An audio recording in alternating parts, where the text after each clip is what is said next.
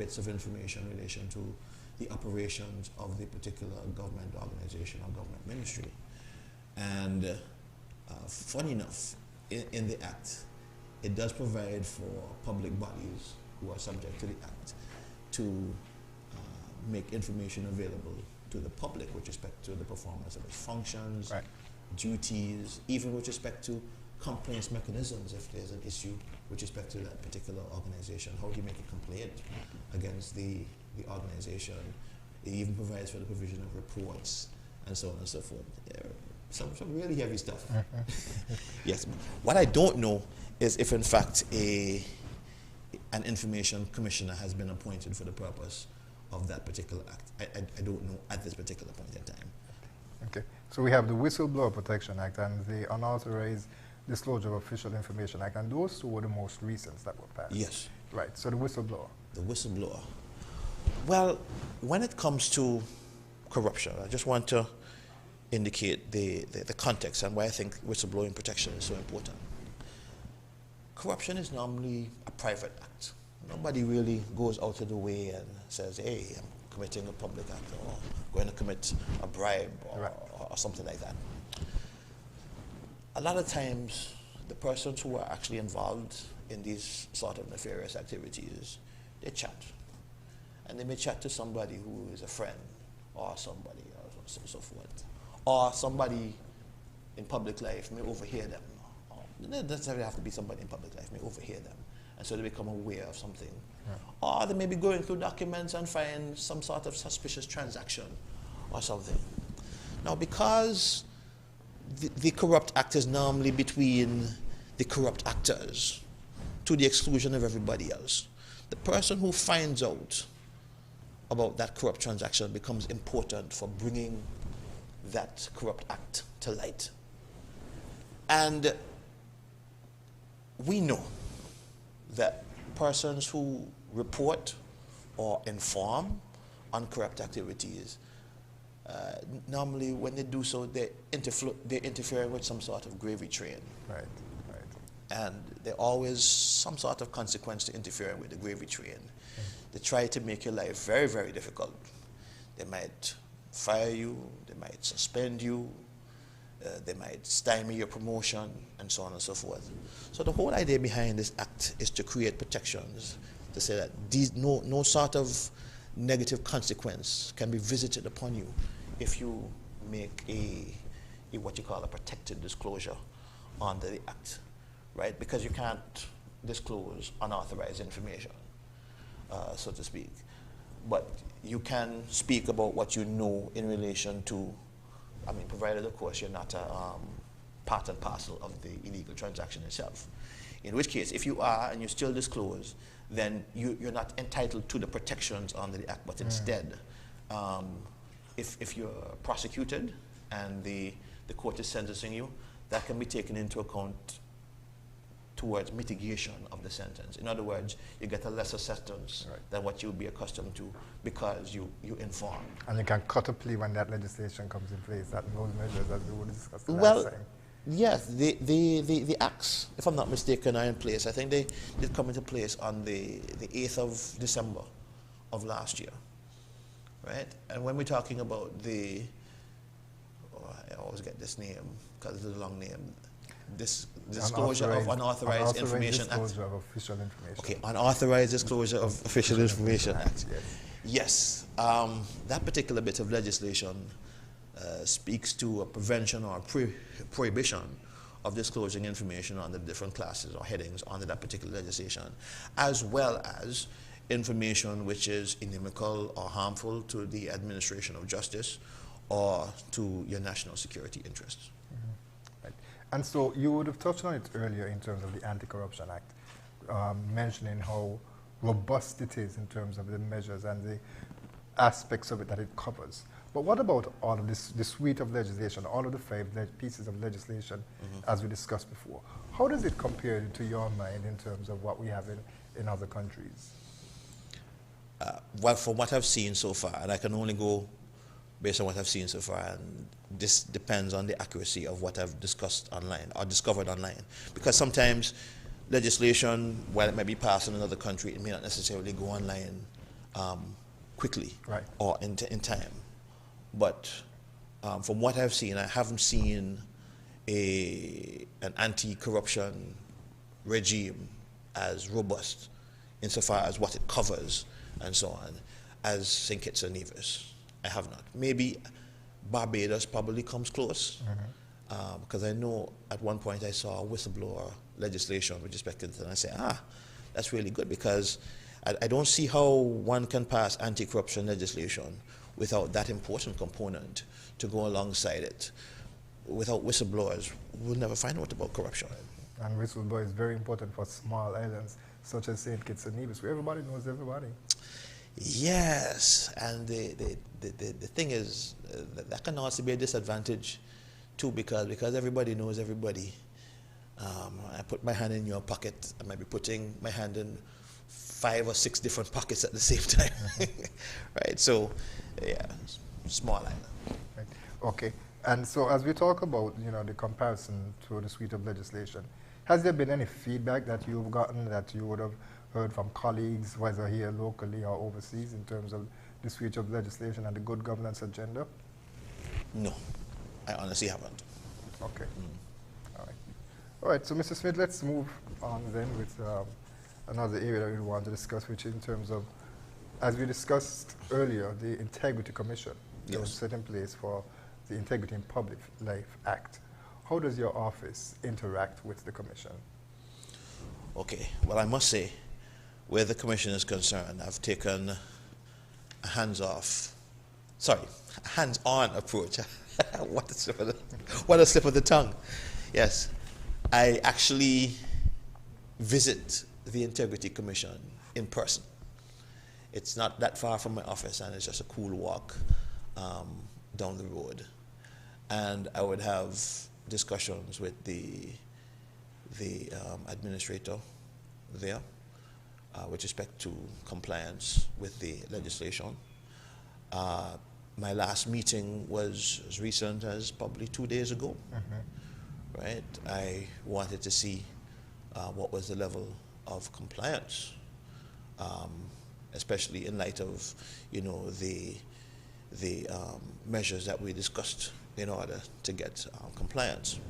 Because I can say, when I first took up the role of Director of Public Prosecutions on October 6th of last year, I thought that the Integrity Commission would be one of the places that I would visit within the first 3 weeks or so of my tenure.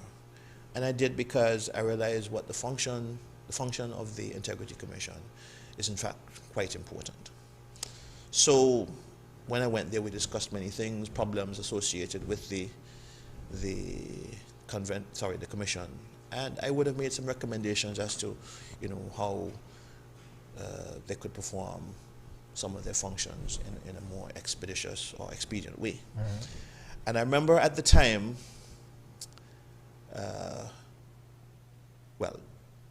I'm doing a percentage in terms of compliance at the time. Compliance was like at about 14 or so %. And just remind us, you said it was within the first 3 weeks, so that would have been about what, November? Probably late October. Okay. Yeah, late October. It might have been very early November, but I think it's more late October. And it was at 14%. Yeah, at 14%. Right.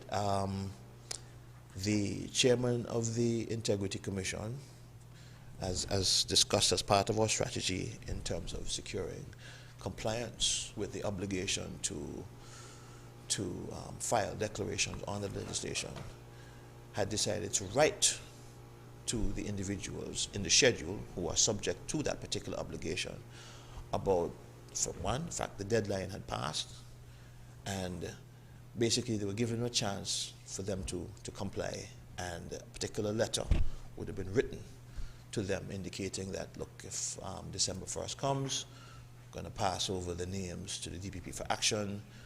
We indicated also what the penalty was, up to $30,000, up to 3 years imprisonment. I want to stop you there. So you're saying that the decision that was made to extend, that was not nowhere associated with your office or anything like that. It was done specifically by the commission. Well, we discussed it. Okay. We discussed it. We discussed it.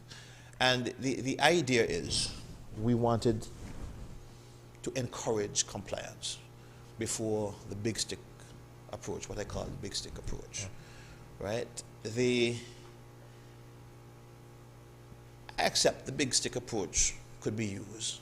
We want to see if we could encourage people, talk to them, engage them, because people do call the commission from time to time concerning questions that they may have about the particulars in the declaration to be filled out and so on and so forth.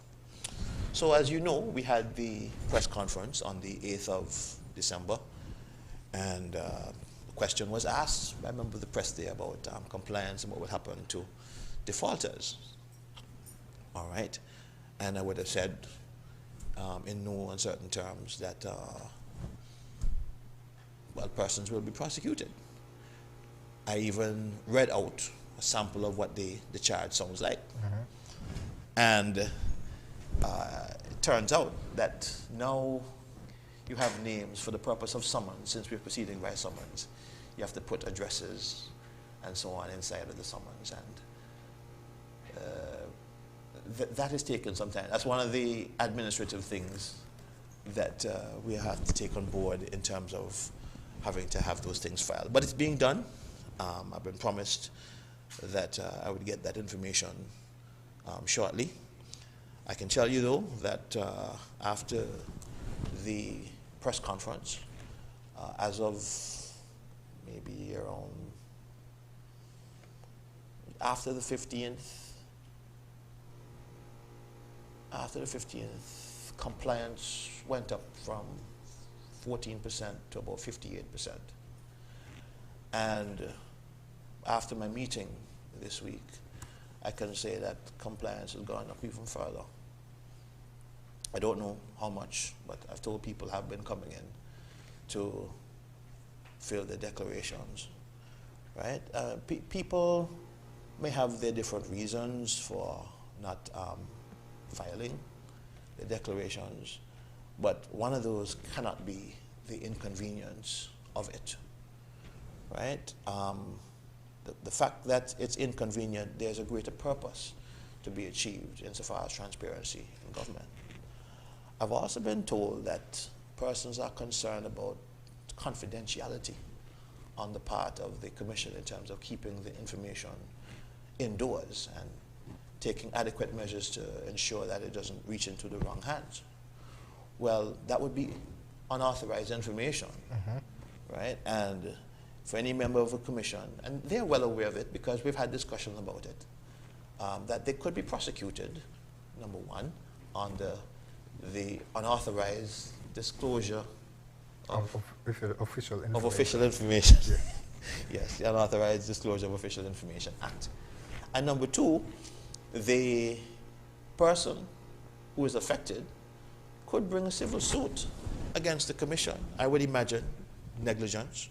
The commission has a duty to ensure that the information is kept in a secure manner. They would have breached that duty as a result of the information getting out there. Quite likely the person who the information breach pertained to would have suffered some damage, and the damage was not too remote. So I think once the person can show that, they can bring a suit against members of the commission. So it is within the best interest of the commission to ensure that the information does not get out there. Yeah. Absolutely. And so, of course, the declaration aspect of it is something new. And that's something that we'd want to discuss, Mr. DPP, in terms of, you know, how persons were sensitized in terms of what their responsibilities were. Too much as you might have been aware, but we're going to take a quick break before we get into that topic. Okay, because, no problem. you know, I want to give our radio stations, our partner stations, and television stations here to reset. So we're going to take a quick break, and we'll be right back with more In Focus. If you haven't done it as yet, please do it today. Subscribe to our YouTube page at SKNIS Media for regular updates, live coverage, and even more information on your government. While you're at it, like, share, and interact with our Facebook and Instagram pages at SKNIS Media and SKNIS Info.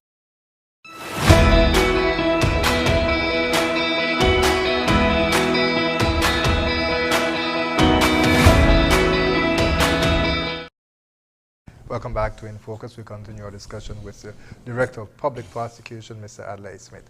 So we're discussing the good governance agenda, sir, and we're specifically speaking about the role of the Integrity Commission right now and the responsibility that public officials and others would have in terms of filing their documents, declaring what their assets are, which of course is an important part of the legislation. Yes. So the question that I ask is in terms of, it's something new, as you mentioned.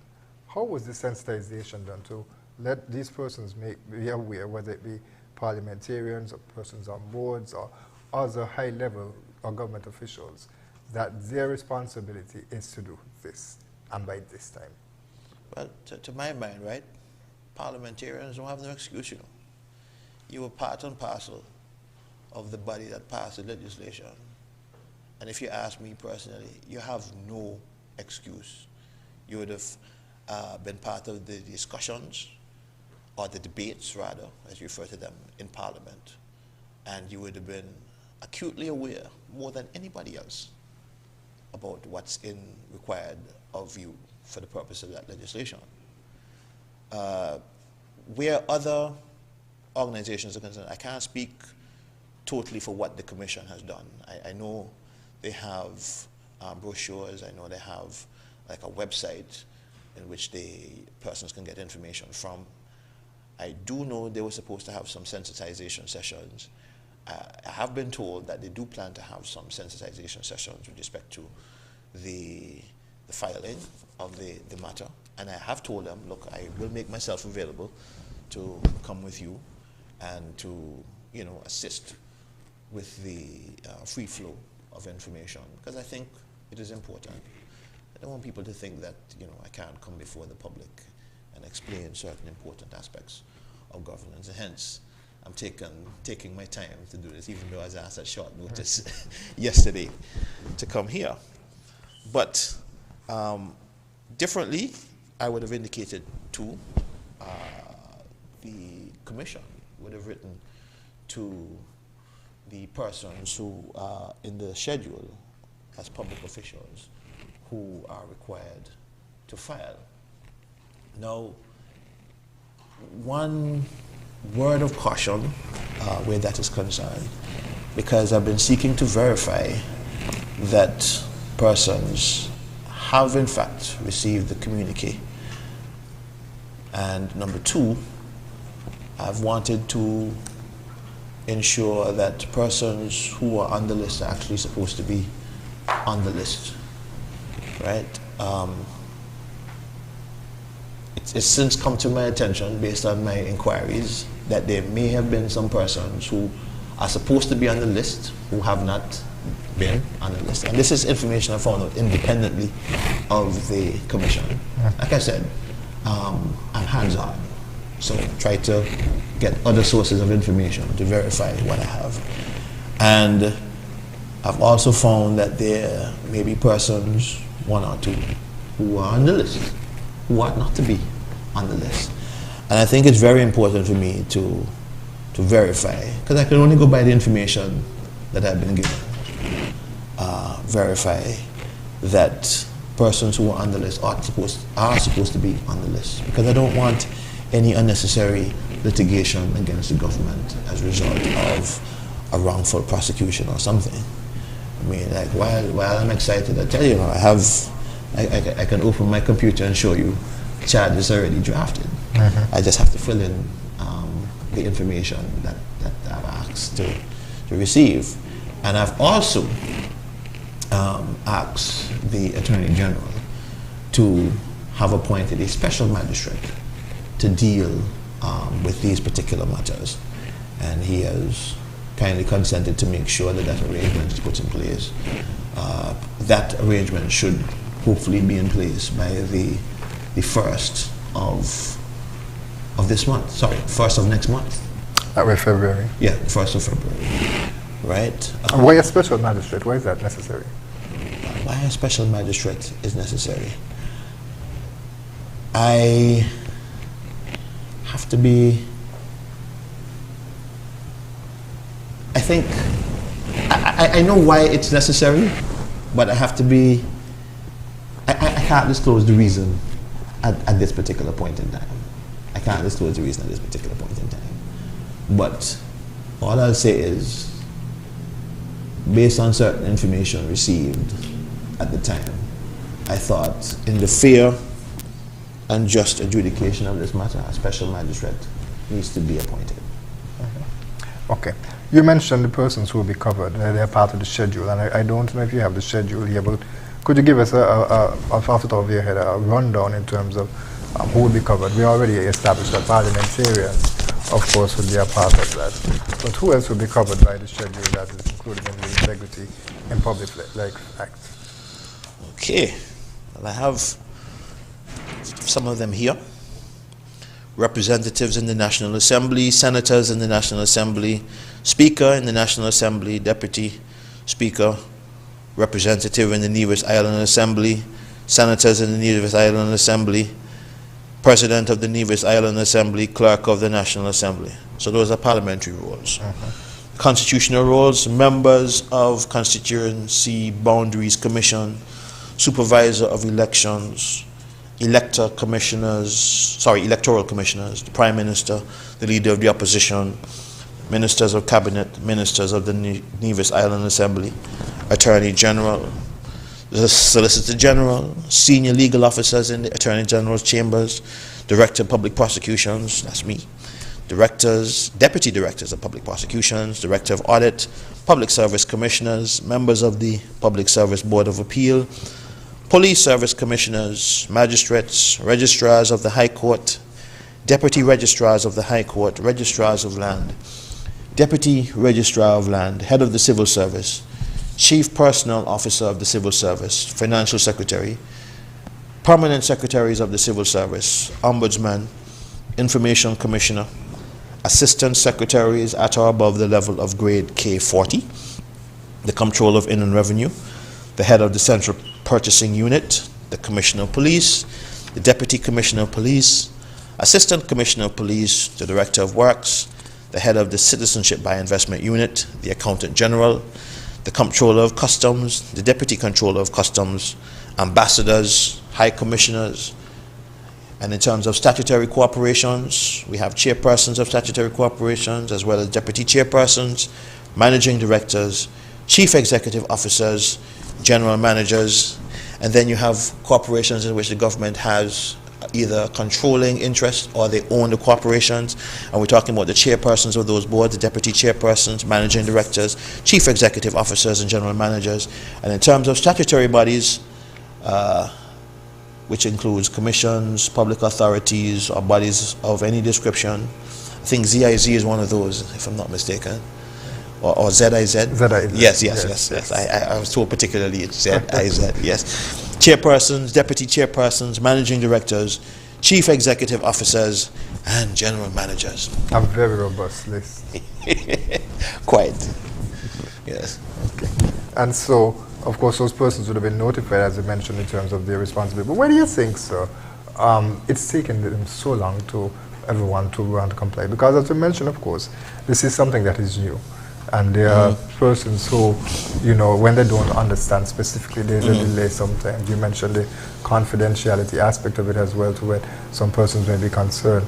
But the necessary measures are in place, as you would have called in terms of the legislation, to ensure that if there are any breaches, those things will be handled by the legislation, of course, that there are things in place to protect persons. Right, and that's why I'm coming here, to let people know that these things are in place. And I mean, I will take the necessary action if necessary. I think to answer one of your questions there as to why people are taking so long, I think people really think that nothing is going to happen at the end of this if there's a list of persons. And I'm sure there are probably persons out there thinking, oh, DPP is just talking and so on and so forth. But really, I mean, I'm trying to be as fair as possible to make sure that opportunities have been made available for you to comply. Because the French speaks about the Section 30 offense, which they charge on, without a reasonable excuse or without a proper excuse, something for not filing the declaration. You can't say one. I know they say ignorance of the law is no excuse, at the same time. But at the same time, maybe for some reason, some persons just may not have known. I know I was present in the commission where a particular person indicated, well, he just didn't know that he was supposed to have filed, and he didn't realize until the press conference, right? So persons, we want to give them a fair opportunity, even with the last press conference. Sorry, the last press release that I issued. Well, the only press release that I've issued. I said, I still, notwithstanding what I would have said last time, I still want to give one last chance. I believe people think that nothing is going to happen. I think the real test of what I'm saying will be on the 1st. Everybody will be watching for on the 1st of February to see if you file. And I say, it don't matter if you're in the Nevis Island Assembly, or if you're a member of Parliament, or if you are one of the persons I want to call it, whether it be magistrate, whether it be registrar, whether it be member of statutory body, it don't matter, right? I've gone to what I think considerable lengths to give you an opportunity in which to file, right? Like I said, I'm hands-on. I've gone into the ground to find out why is it people are not filing. The issue with respect to confidentiality, I say, okay, I will come here and talk about the issue of confidentiality. The issue of inconvenience, no, I addressed that in the press release. Don't say because it's inconvenient that you're not filing, right? So I've addressed those two things. I don't think there's any other issue to be addressed. So we're just waiting for the 1st. Again, I'm verifying just to make sure. I'm hoping to have another meeting with the commission with respect to the list, just making sure I have the right names on that list.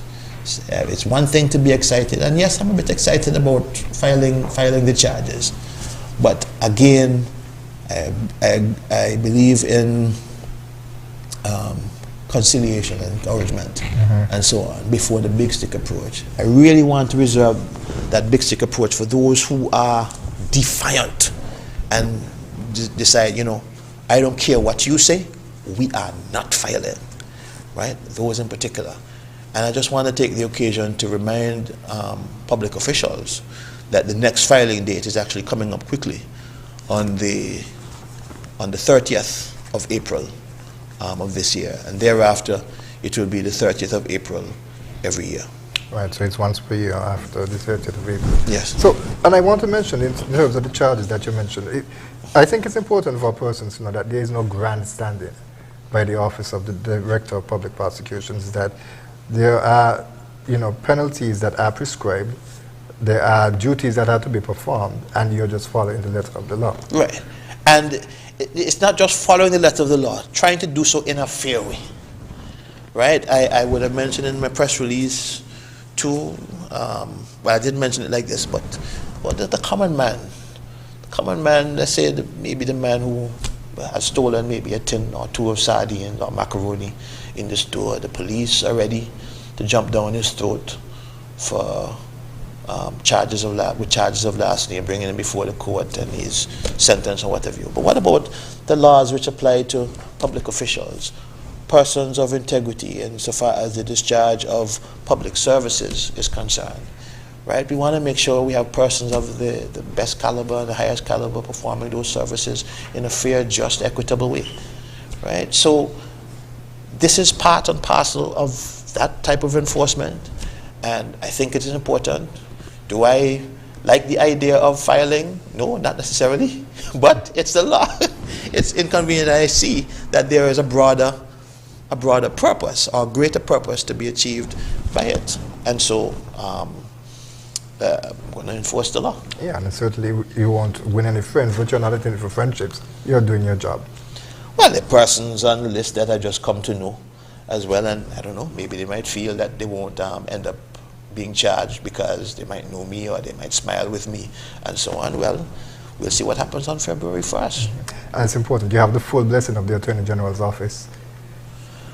Well, whether I had his full blessing or not, whether I had his full blessing or not is a duty that I have, right? If there are members or persons who are aligned with the administration, I mean, I don't know, right, who are in there,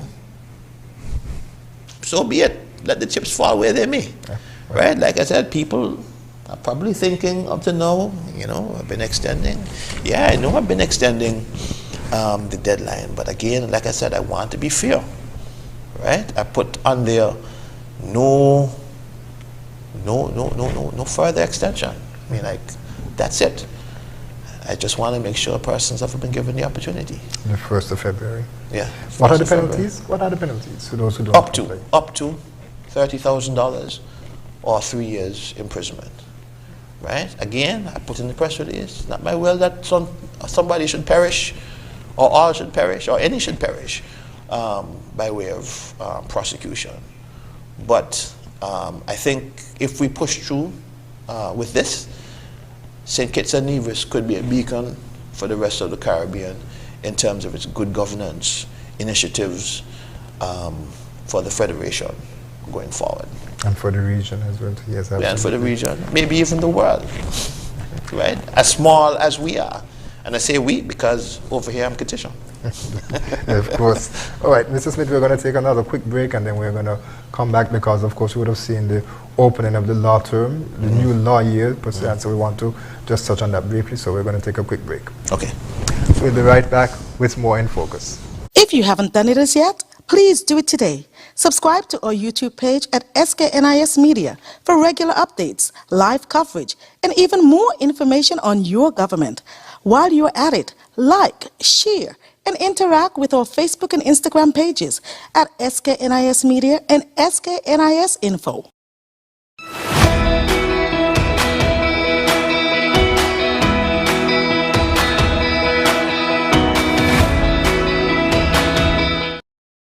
Welcome back to In Focus. We continue our discussion with the Director of Public Prosecution, Mr. Adlai Smith.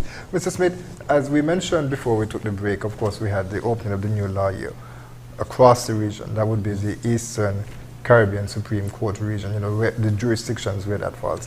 What is the symbolism of the opening of the new law year? Ah, boy, you know, I've never been asked that question in my life. But the symbolism of the new law year, new beginnings, number one. First and foremost, across the region, there are church services to ask for God blessings for the upcoming law year. And then there would normally be like a special sitting to mark the opening of the law year, which is simulcast or broadcast simultaneously throughout all of the territories of the OECS, the Organization of Eastern Caribbean States. And there is an address, a keynote address by the Chief Justice. The Chief Justice basically recalls what are the achievements of the court in the previous year and what is expected to be achieved or accomplished in the upcoming year. So there's that, and then after that, in the respective territories, they would have speeches from lawyers, Director of Public Prosecutions, the Attorney General, with respect to expectations, and from the judges, with respect to the expectations for the upcoming year. One of the more interesting exercises is that you march from the church to the court. It's a bit shorter from the High Court in Antigua to the church, but over here from the All Saints, sorry, not the All Saints, the Anglican Church on Keon Street to Fort Lands. Oh, that's quite a walk. Yes, yes. Well, of course, but I welcome it. It would have been closer with the Sir Lee Llewellyn Judicial Complex, you know, but of course that is being renovated, and so it'll get a lot shorter by the time they finish the renovation. So that's something for you to look forward to. Okay. Right. Okay. So of course the theme now, as we discussed the opening of the new law year, the theme was innovation and justice reform. At the ECSE look into the future. Can you expound on that theme? Well, I wish I was actually trying to see if I could get a copy of the the Chief Justice's address to see if I could summarize some of the key points coming out of the address, because I can't remember all of them. I know the Chief Justice would have underscored the importance of, not just talk, but action, insofar as, how the court is supposed to function in an efficient way. I know that there was praise for the electronic filing system, or the electronic portal system, which has been quite beneficial and was lauded by several practitioners at the speech. The thing that caught my attention, and I was hoping and I'm glad that she addressed, was looking at or considering what role will artificial intelligence play in the court's functioning going forward. And I know one particular lawyer who spoke wondered out loud about that. Will we have to have regulations dealing with how AI is used with respect, for example, to submission of material before the court? Is there a need to declare that AI was used in terms of bringing it before the court, and so on and so forth? And I thought all of that was interesting. I mean, I, for one, was wondering, well, whether in truth and in fact we could have AI judges at some particular point in time. But I believe over time, with the development of the technology, it may be possible. But it also poses the question in terms of persons that use AI to commit crimes. I mean, that is a whole other kettle of fish. Oh, yes, and I mean, I wish I got that opportunity to address that issue, because there are dark versions of, for example, chat generative pre-trained transformers, chat GPT, out there. AI can be used for nefarious or evil purposes as opposed to good. Right now, you can't use chat GPT to find out how to commit a crime, right? Because there are particular limitations put on the software to prevent that. But there are persons who know how to get around these ethical restrictions on this kind of software, and can get GPT or other language learning model software to give information to do, or disseminate information to do bad things. Matter of fact, you can also use AI to actually help you through chatbots. Chatbots are like assistants. Like, think of an assistant, but somebody virtual, who can help you, for example, get profiles on individuals, and to throw out things like spam, or even to copy people's voices and make up fake conversations, fake photographs, and so on. There's a lot of stuff going on out there, and if you're not keeping abreast of it, it can run away, leave you. Even the World Economic Forum, which is taking place right now, they're dealing with the future of AI, the future of humanity. So I thought that was a very clever theme that they have to. I just always tell people, it seems as if we're really heading toward Judgment Day, like from Terminator 2. I mean, when you think about it, full of AI and the chips and so on and so forth, yeah, we seem to be heading there. Right. So the last time, when you were here, as we mentioned earlier, there were discussions on criminal justice reform, and we just mentioned that the theme for the new law year, of course, is innovation and justice reform. So any updates you care to share at this time?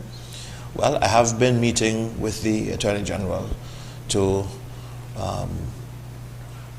finalize what we're going to do in terms of the legislation. He would have spoken last time about plea negotiations.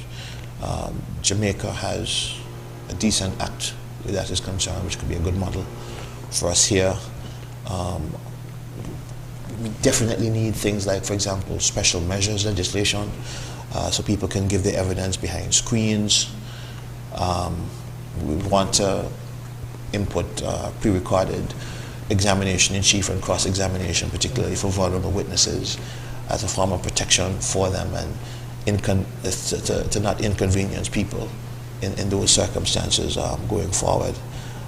And there are also some other things in terms of improving or making penalties tougher. Like, for example, we recommending to him that we increase the penalty, and the court has actually recommended this as well too, for the offense of causing death by careless driving. It's currently 3 years under your vehicle and road traffic legislation. We think that should be increased because it's too low, especially considering it's the death of a life. I've seen some less than stellar driving on the roads here in St. Kitts, if I may put it that way. And I think if we're not careful, we may have more road fatalities as a result. Same thing with causing death by dangerous driving. The maximum penalty is like 5 years.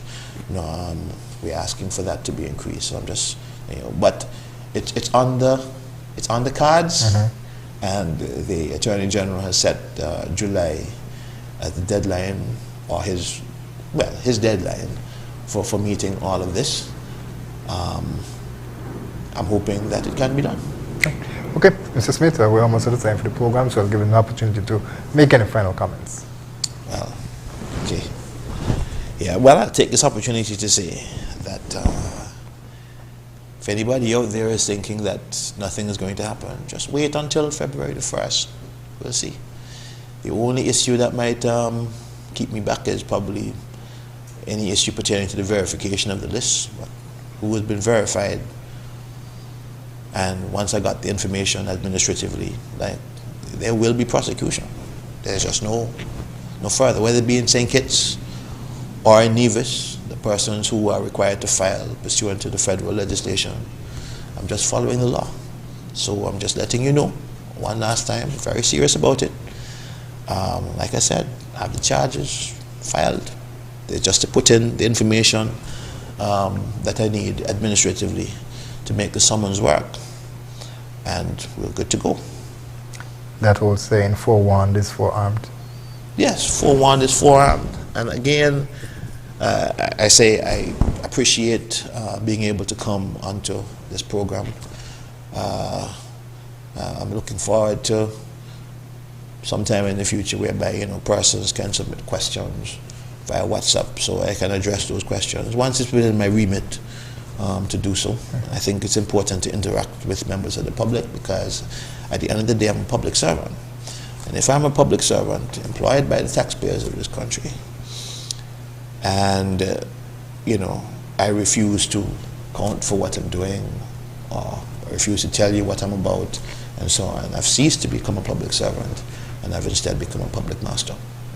Well, I will tell you that there are some upgrades taking place at the television station here, and so probably the next time you're back here, we will have that functionality so persons can call in and submit questions and ask questions. And yes, I'm interested in constructive engagement. Absolutely, yeah. Well, that's assuming that this one was a constructive engagement.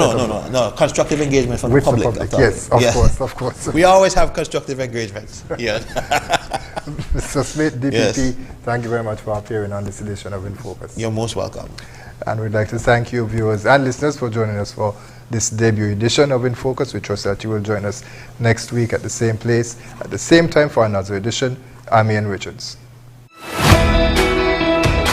Join us every Wednesday for In Focus, a weekly talk show produced by the St. Kitts Nevis Information Service, where we provide exclusives with key persons within the government and discuss pertinent, relevant, and interesting matters that affect us all. Tune in every Wednesday, live on ZIZ Radio and streamed live on Facebook at SKNIS Media and ZIZ Online. In Focus, your government, your business.